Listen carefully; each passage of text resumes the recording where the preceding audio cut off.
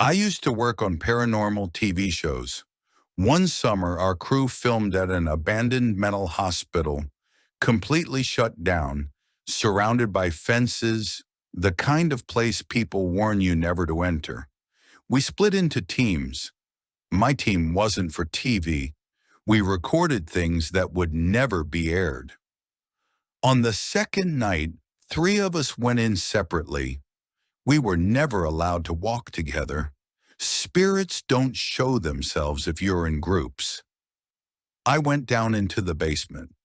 A few minutes later, one crew member stopped responding on the radio.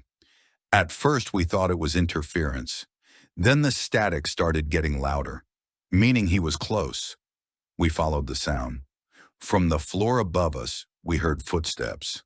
Not running, not dragging, just slow, deliberate steps. We followed them upstairs toward a sealed hallway everyone had warned us about. That's when we stopped. Something felt wrong, like if we followed those footsteps, we wouldn't come back the same. We called a shaman who was staying nearby. While we waited, we kept the radio on. That's when we heard a little girl's voice. "Don't come." Then again, clearer. "Don't come." When the shaman arrived, he ran inside alone. Minutes later, we heard him shouting and sprinting down the stairs, dragging our missing crew member with him. The man was shaking, soaked in sweat, barely conscious. Later, he told us what happened. On the stairs, a young girl, about 7 years old, grabbed his hand and led him upward. He followed her without question. We later discovered records from the hospital. Decades ago, a patient had thrown his young daughter from the 3rd floor. That was the last time I ever entered that building. Everyone thinks they know the famous haunted house in Duck. They don't. The real one is hidden deep in the woods far from the road. We went there to film. A small house, 2 floors, a flooded basement. One of our crew went inside alone to record footage. A shaman suddenly stood up and said, "Something is wrong. We need to go. Now." We ran. When we reached the house, the basement tape we'd placed to block entry was torn. The crew member had fallen into the flooded basement. He was unconscious underwater. The shaman dove in and dragged him out. Later, the man told us what he remembered. An old man had approached him outside the house, offered him a cigarette, and invited him inside. That's the last thing he remembered. When he woke up, he was drowning. That house was never meant to be entered. A photo went viral online. A doll sitting in an alley in Hongdae. People said it was cursed.